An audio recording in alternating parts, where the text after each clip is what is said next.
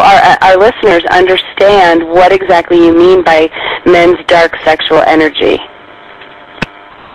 Well, I think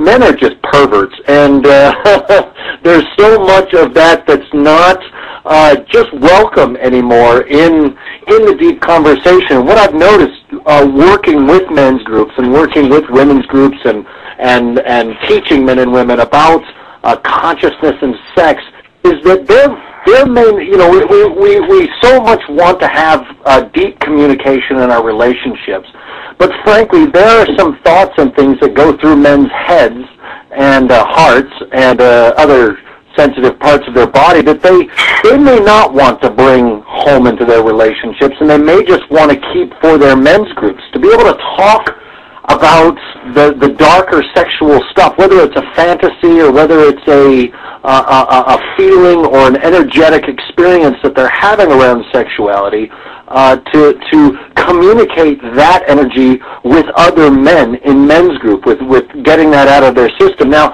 one of the things that kind of spurs dark sexual energy in men is the attachment to death that men have, that there's the concept death. Oh, to sex. Well, that's what the show is about, I guess. And dying in general, in life. In fact, the masculine is looking for this constant release of the energy, this constant freedom, and so much so that it's even how we orgasm, is that there's a releasing of the energy and then a deep relaxation afterwards. And the death, the little death as the Chinese call it in Taoist sexuality, when men orgasm, that there's a releasing of this energy. So there is a constant move towards the darker side of the energetic life force, while the feminine is constantly looking to build and build upon the current life force energy that's going on, whether in bed or in conversation or in a relationship. The masculine is constantly looking for freedom.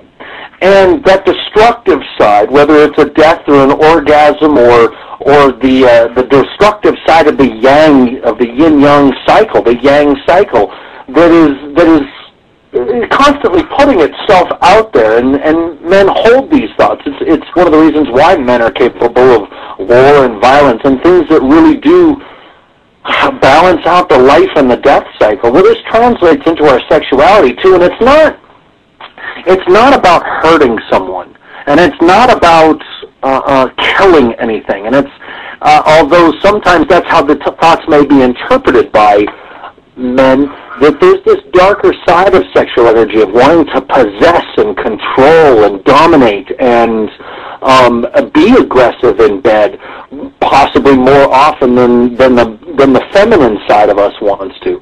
So this dark side of sexual energy is an energy that certainly the masculine side of us all and men possess, and it doesn't always have a safe, sacred place to be expressed or experienced, and that can cause stress in the masculine. And shame. Secrets, right? Sexual secrets cause shame. Aaron, one of the things that I'm wondering is, when you have these groups, what seems to be the themes that seem to come up for a lot of men around this dark sexual energy? What kind of fantasies or fears or sadness or behaviors do they have that tend to run through your groups? Or resistance. You know what people are resisting. Mm-hmm. I think one of the main things that comes up is the desire to truly control the experience, to bring direction to the sexual experience with the men and their partners, whether they're other men or women or whoever their partner, whoever they choose a partner to be, that the masculine wants to bring direction to the experience and really be in control, and not just control of their partner, but in control of themselves. And when we sit in our men's groups, what I hear the most frustration and sadness around, that tends to kind of ignite the dark side a little bit, is this concept of this war against boys and war against men. It's been made very clear in the last 30 years that women don't need men. You know, they can do anything and everything that we can do, and there's something that they can do that we cannot, which is essentially have children. And we don't even have to be present for that experience anymore. And not anymore. That's right. And we don't even have to be there for that. But if we as men want to have children, there has to be a woman there. There has to be a woman who's a massive, massive part of the experience. So this idea of not being needed, not being necessary, tends to transcend and wanting to be the focal point of the experience. And because we are, especially in this stage of relationships, this partnership, 50-50, an equality where each person is given equal say and each person is given equal responsibility to the experience and equal expectations around communications and giving and receiving, which is a beautiful, beautiful masculine-feminine balance. What we hear about in these men's groups is these men just wanting to control it. The old caveman taken by the hair and just take what you want, just lavish it, take and be completely in direction and knowing what's best and knowing what your partner wants before perhaps even your partner does, knowing what she desires before she even knows it, and being able to anticipate her desires, and being in such control, again, not only of your partner, but your own sexuality, not being able to come too fast, not being able to keep your breathing in check, be able to listen and perform, to be able to receive the signals that your partner is giving you and be able to take them in and process that information while you're busy pumping away. This is difficult. And so the desire to be in control goes all the way. And as I mentioned earlier, when we talked earlier, that I believe that this is why men are still so hooked up on porn, because it's a sexual experience that they completely control. They decide when it starts, when it ends, how much they see. They decide which part they want to watch, which fascinates them and turns them on sexually the most. When men cannot control their sexual energy, it goes to a really base, barbarian, savage side, which is dominance and dominating, and it's not equal, and it's not balanced, and it's not juicy and fruity and loving. It's violence.